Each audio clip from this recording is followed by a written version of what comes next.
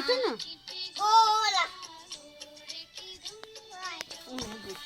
बहिनी नाच्देऊ ओ त बहिनीले फोन छोयो कि हिर्काउनु रेडी छ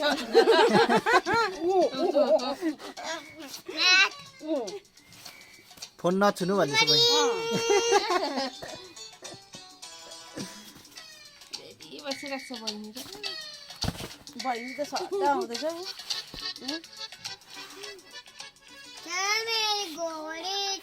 ल्या लु हेर लु